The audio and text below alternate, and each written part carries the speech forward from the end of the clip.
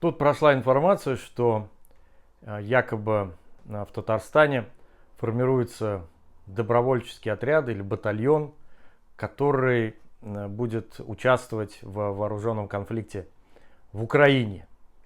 И якобы эти люди, конечно, под самым пристальным и тщательным вниманием соответствующих служб и органов, пытаются назвать этот свой якобы добровольческий батальон именем Героя Советского Союза Мусы Джалиля.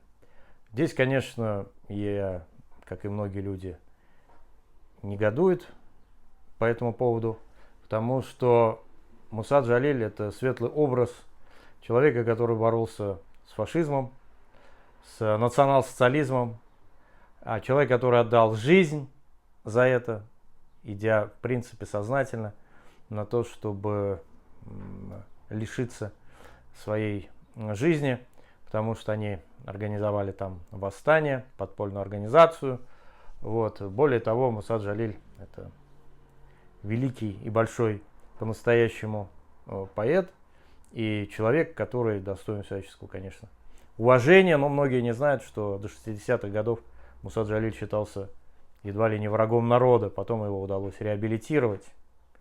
И вот эти люди хотят сейчас опять запятнать имя нашего прославленного поэта, героя, потому что если они и организуются, я более чем убежден, что, конечно, они смогут это сделать и им помогут, но если они с именем Мусы Джалиля пойдут в Украину, тогда там мы столкнемся с тем, что Муса Джалиль будет фактически каким-то образом запятнан вот этим вот варварским поведением этих людей. Что там происходит, специальная военная операция, она не имеет отношения к Мусе Джалилю, и поэтому непозволительно, чтобы эти люди, прикрываясь высоким и светлым именем героя, творили какие-то свои там злодеяния и преступные действия. Это чистая симуляция, попытаться прикрыться за спиной великих людей и творить свои, как я уже сказал, преступления. Я думаю, что эта политика, конечно, сознательная. Попытаться свести Великую Отечественную войну и то, что называется сейчас специальной военной операцией в Украине. Они не имеют никакого отношения друг к другу, потому что в Украине то, что сейчас происходит, это, конечно, никакая не борьба с нацизмом. Это просто военно-политическая идеологическая агрессия. В то время как Вторая мировая война, в нашем случае Великая Отечественная война, которая продолжалась почти 4 года, это отражение агрессии со стороны фашистской, нацистской, вернее будет правильнее сказать, Германии и ее союзников. Какое это отношение имеет с тем, что происходит сейчас? Не очень понятно.